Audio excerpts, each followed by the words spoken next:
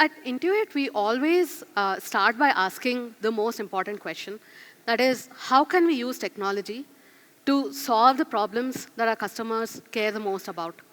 And how do we actually power financial prosperity for our customers? So all the work that we do starts with this mission of powering prosperity around the world. And we deliver on that mission by working to solve the most important financial challenges of 100 million customers around the world. So if we look at the vision that we have, we are an AI-driven expert platform. And what we have are 10 million small businesses and 90 million individuals that we serve. And at this scale, we're actually working with 65 billion machine learning predictions per day. And we actually process $2 trillion worth of invoices per year and 106 billion consumer tax refunds. And now, obviously, with great data comes great responsibility. So what we really care about is anticipating the needs of our customers and using this data to solve it.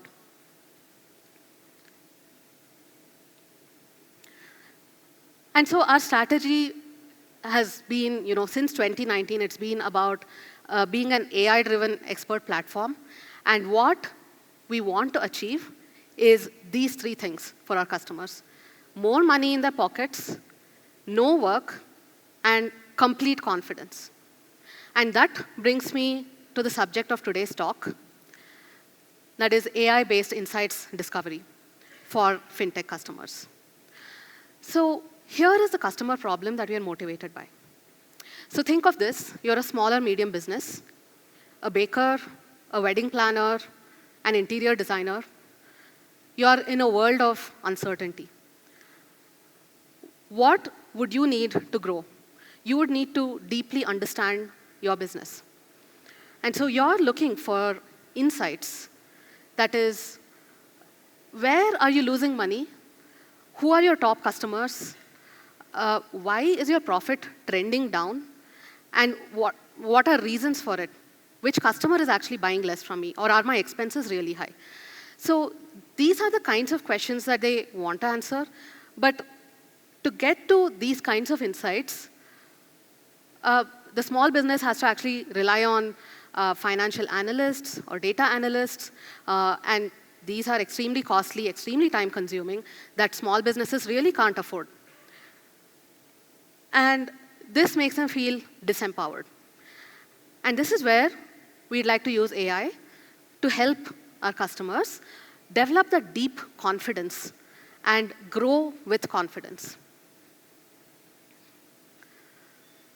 So before we jump into this platform that we're building, let's talk about what an insight is.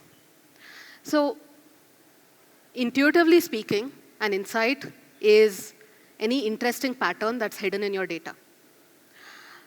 If we look at it a little more formally, an insight is actually a piece of information that reflects something interesting or insightful or significant from a statistical perspective. It is about a specific subject from a certain perspective, which is a subspace of the data that you care the most about, and it is relevant to the end user. And it holds true with a high degree of confidence, despite natural variations. So there's actually an adage that says that there are no straight lines or perfect circles in physics or in nature. And so it's important that any insight that we find needs to be able to be robust against variations that may exist in the underlying data. So the target state that we have is actually to pass any data frame that represents financial data and even beyond that, and then to be able to surface insights to the customer that is most timely and relevant to them. Here are some examples. So what are hidden patterns in transactions carried out by one of my customers? I see that somebody's buying a lot from me lately. Is there a pattern that I can leverage? Any products or services that are contributing significantly to my income? And why has there been a decrease in my profit from last year? Can you find the causes for me? So autonomously discovering insights in this way is still an open research problem. It's been explored for decades, but remains unsolved because of the significant challenges that we have. So first, what actually is insightful? And what is an insight? There's no unifying formulation, there's no unifying definition that states that something is an insight and not. And this makes automatically searching a space to find insights extremely challenging. Today, these insights can actually be found by data analysts, business analysts, and financial experts. However, the diversity of insights, the confidence over those insights, and relevance need work. Again, when we talk about autonomously identifying insights, we run into problems of scale. As we saw, we have millions of data points. We have large multidimensional data with thousands of attributes. And searching through such a space for meaningful insights is a really hard problem because the space actually grows exponentially as we add new dimensions. And the last challenge is actually about personalized. We would like to do this automatically, but at the same time, we need to ensure that the insights that a customer really cares about is what is surfaced to them. And how would you actually characterize what a user is interested in? And this forms a third challenge that we have. So this is what we were motivated by, right? And this is the platform that we are building within Intuit to autonomously compute insights and surface them to our customers. Now, building a platform involves a ton of complexity, a ton of engineering work, a lot of design work. But today, I'll be talking about the machine learning algorithms that go into building a platform such as this. So we start with a generic data frame. This is what we'd like to do. So take any given data frame, and our platform should be able to surface the most relevant insights. So what happens within that will form the rest of this talk today. There are 3 steps here. So we start with representing the data in the most useful way for our algorithms to work, and then search through the subspace to identify which part of it has insights that are relevant, and then finally use machine learning to compute insights.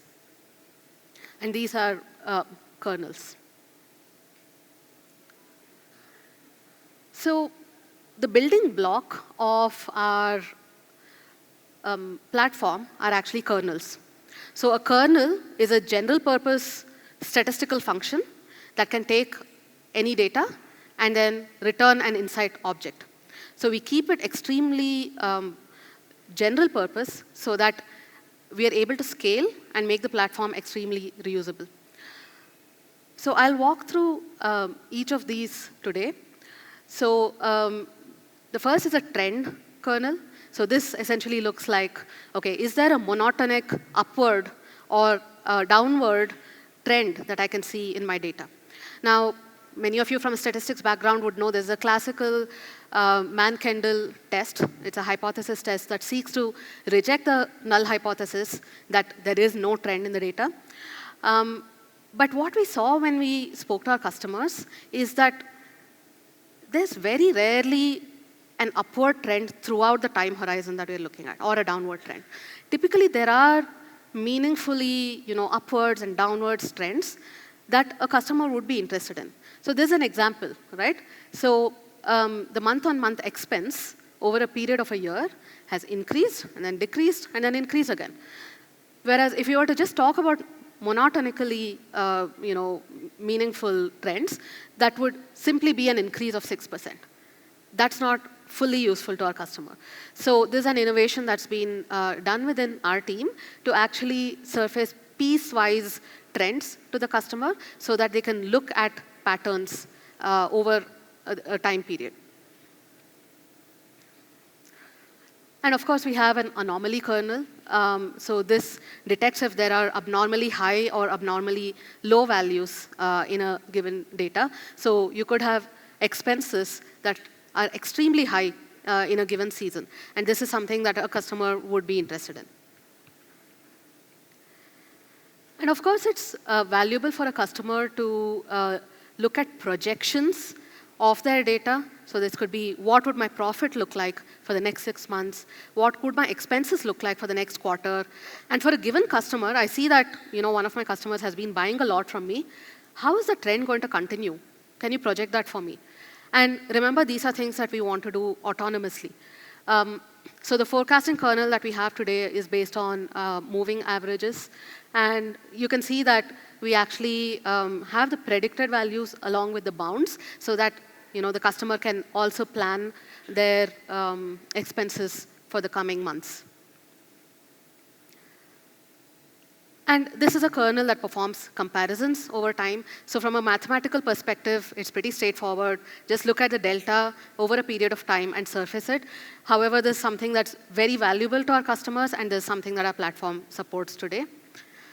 And this is a contribution kernel, which is what are the top K contributors for an attribute of interest. So if I'm looking at my sales, who are my top customers that are contributing to that, right?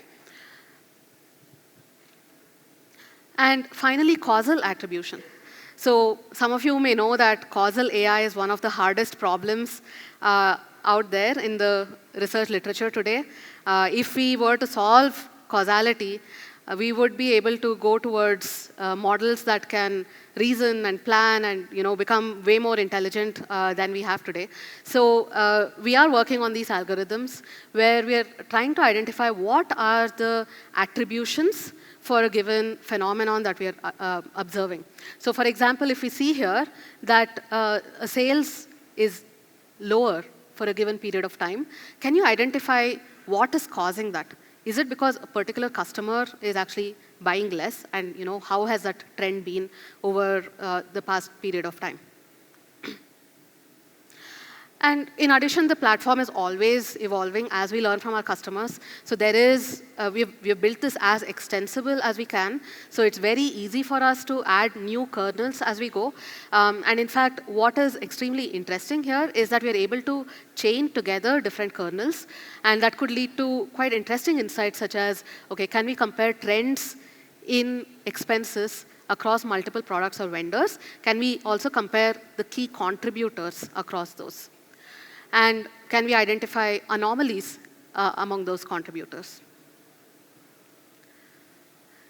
So let's go into the first part of this now, having looked at the insights kernels, right? That is representation. How do we represent this data such that the right kind of subspace or the right slice of data is actually selected for us to apply these kernels to? And what we see is that we've learned through rigorous analysis of our customers' financial data that it tends to be inherently hierarchical. So you can see this very aggregation-like behavior showing up. That is, you have your transactions, and they all roll up to a particular product. They roll up to how a customer is buying from us, and that can roll up to accounts. And then finally, that rolls up to income and profit and so on. So we'd like to leverage this hierarchical representation that inherently exists, right? So the way that we do this is to actually have subspaces or searching through partitions, then insight generation, and finally presenting it in a natural language or graphical format that is most meaningful to our users. So here's an example. So this is a record. It's similar to a bank account that you would have as a small business, right? You have a number of transactions happening on a daily basis. You have certain products and services. So this is actually a gardening and a landscape design company. So you can see that they have these rock fountains, paint supplies, and so on. They have multiple customers buying from them. Now, what is clear is that for us to get meaningful insights out of this, we have to aggregate. We have to bring this up to a level that is meaningful to our customers. And this aggregation can happen across different levels. So it could happen at the attributes level, it could happen at the entities level, and of course, we're also talking temporally, right? So a partition then is essentially a function. So a partition is the same as a subspace. So it's a function that takes in values for all of these components and yields a slice of the data that is relevant to the user. So for example, if I'm asking, is there an increasing trend in sales for a given customer? This is the slice. So this is a customer marked show, this is a time last year, and KPI sales amount.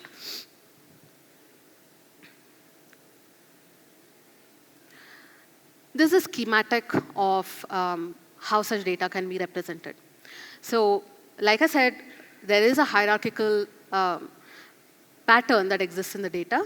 And here is an example of that. So the income is actually, as we aggregate up, you can see that you have products at the leaf nodes and customers buying various products, and then that rolls up into the income.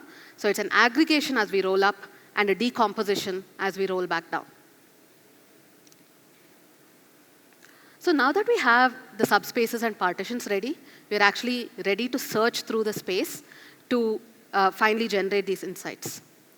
And this is done via intelligent search, traversing the most promising parts of the space. So this traversal is guided by what we term as the insightfulness score, which is a proprietary score that we have within our team.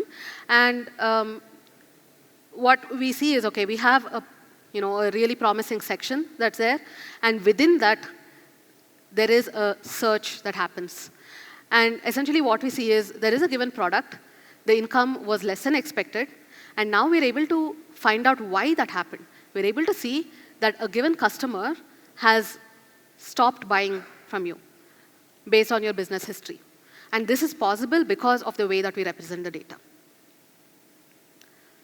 And so there's another example of data that is found, or an insight that is found at the leaf node. So for a given period, the average month-on-month sales has decreased by a given percentage. So even this on its own can be an important insight for our customer. And here's another insight at the leaf node. That is, the top 3 accounts are events, design services, gardening products, and so on. So that is a very brief overview of the algorithms that we have that power the platform we're building. And the last part that I did not get to talk about is personalization. How do we make sure that the insights that we present to our customers are the ones that they really care about? And so we also have an insight personalization layer, which is based on reinforcement learning. We capture the user preferences as they navigate through our product and find out what kind of attributes do they care about, what kind of insights do they care about, do they care about things trending up or down, do they care about attributes being abnormally low or high, do they care about causes, what do they care about, and then rank insights according to that profile. This is actually a work that's been accepted to CORDS Comat this year. So please stay tuned. In a few months, we'd love to talk about that more as well. And the platform has already powered customer experiences that are in production today and are touching the lives of tens of thousands of customers. So I'm just going to very briefly touch upon these. Within our Solopreneur product, you can see a very interesting use of anomalies. So we show the user that there is a higher than usual spend. And the hypothesis that was made is that this is because they have not categorized it right. So you can see that just by showcasing or surfacing this insight, it nudges them to change their behavior and go back and change the categorization. And as they keep doing it, the anomalies, it keeps getting updated. And at the end, there's no anomaly at all. And so the customer categorization is up to date.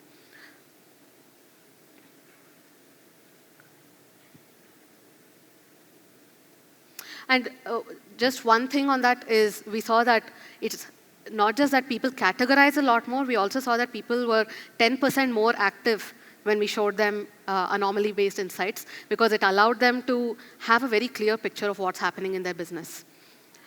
Another one that's extremely useful to medium-sized businesses and beyond, say construction companies, is projecting profitability. So what's my profit going to look like? And if there is a delta, or if it looks like I'm not going to meet those profitability numbers, can I attribute this to why? And this is where we actually surface different insights to them and show that, like vendors and are charging you more than they should be, and some of your sales may not be as you're expecting. And what this allows is for our users to go back and then make quick and timely course corrections so that the profitability targets are actually met.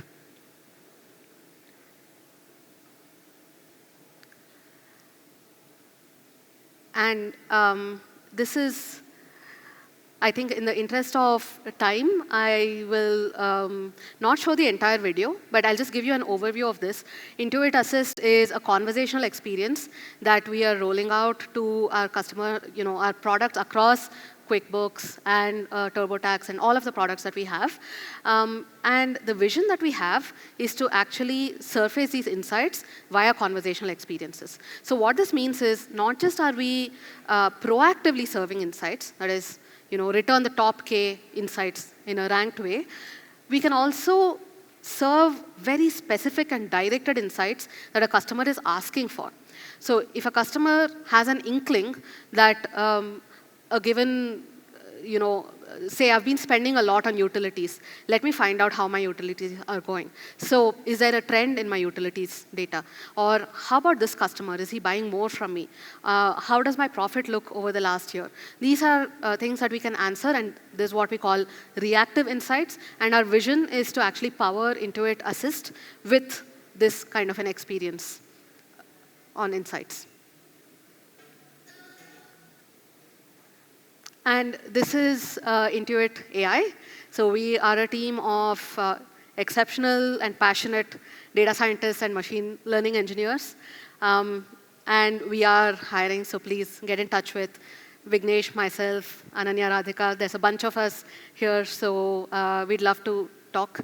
And that was it from me on autonomous insights. Happy to take your questions. Thanks so much for listening.